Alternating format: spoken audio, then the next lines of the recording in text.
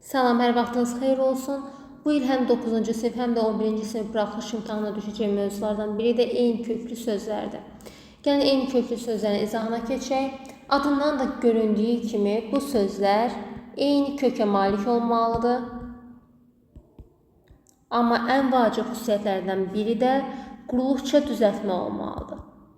Yəni ki, bizə verilən nümunələrdə, tutaq ki, 3 nümunə verilib, 3 nümunənin 3-ü də düzəltmə olmalıdır. Biri əgər sadə olarsa, onlar arasında eyni köklü münasibət yarana bilməz.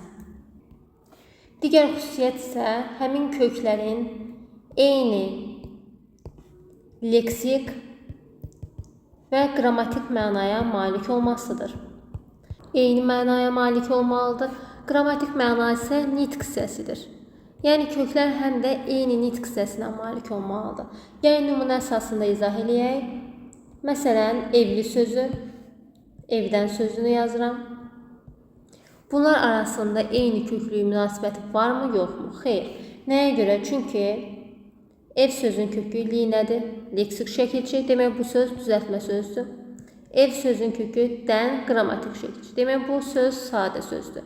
Bir düzəltmə, bir sadə söz olarsa, bu zaman eyni köklü sözdən biz söhbət aça bilmərik. Hər ikisi düzəltmə olmalıydı. Sözün kökünə baxaq, hər ikisində evdir. Eyni leksik və qrammatik mənaya malikdir. Bəli.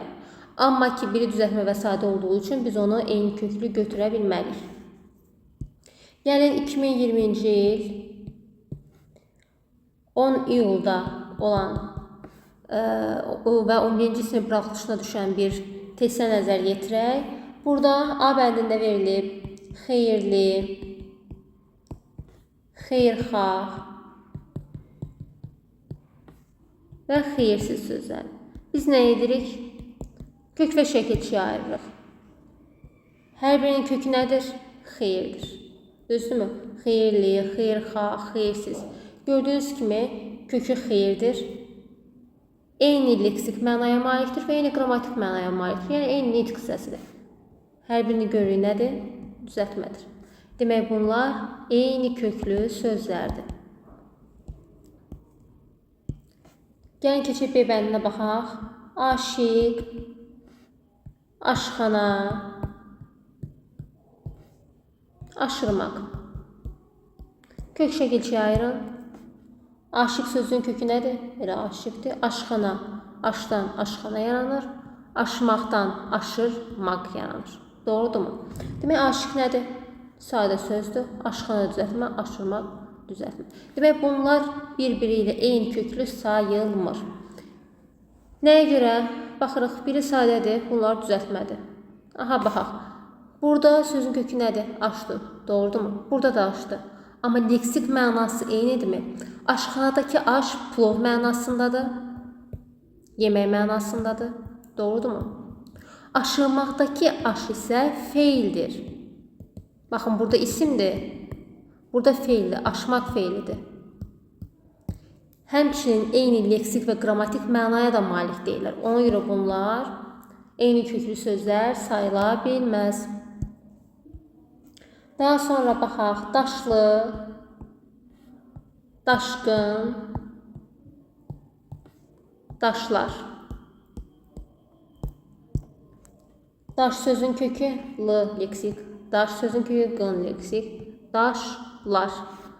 Demək, düzəltmə, düzəltmə, sadə. İndi köklərə baxaq. Daşlı sözündəki daş nədir? İsim olan daşdır. Doğrudurmu? Daşqın sözündəki daş nədir? Feildir. Daşmaq feilidir. Gördüyünüz kimi nə oldu? Kök eynidir. Amma ki nədir? Qrammatik mənasına görə, leksik mənasına görə bir-birindən fərqlənir. Daşlar sözü ümumiyyətlə sadə sözdür, düzdürmü? Mən bunlarla münasibətdə bunları eyni köklü söz götürə bilmərəm. Bunu da qeyd edək ki, eyni köklü sözlərdə qrammatik şəkilçilər işlənə bilər. Məsələn, yazıram. Evsiz və evdəkilər. Mütləq eyni köklü sözlərdə birinci biz kök şəkilçiyə ayırmalıyıq. Yadınızdan çıxartmayın. Ev sözünün kökü siz leksik, evdəkilər. Demək bunlar nə oldu? Kökü ev, eyni leksik və qrammatik mənaya malikdirlər. Evsiz düzəltməli, evdəkilər də düzəltməli. Nə oldu? Burada larlar işlənə bildi, yəni qrammatik şəkilçi işlənə bilər. Amma ki, yalnız qrammatik şəkilçi işlənə bilməz. Baxın, mən əgər evsizlə evlər sözünü yazsaydım, bu zaman nə olardı? Ev sözün kökü larlar qrammatik şəkilçi olardı. Doğrudurmu? Qrammatik şəkilçi olduğuna görə bu nə olacaq? Sadə olacaq.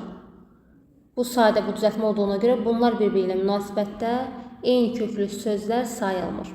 Yəni ki, eyni köklü sözlər mütləq quruluşca düzəltmə olmalıdırlar, eyni kökdən əmələ gəlməlidirlər və kökləri eyni leksik və eyni qrammatik mənaya malik olmalıdır.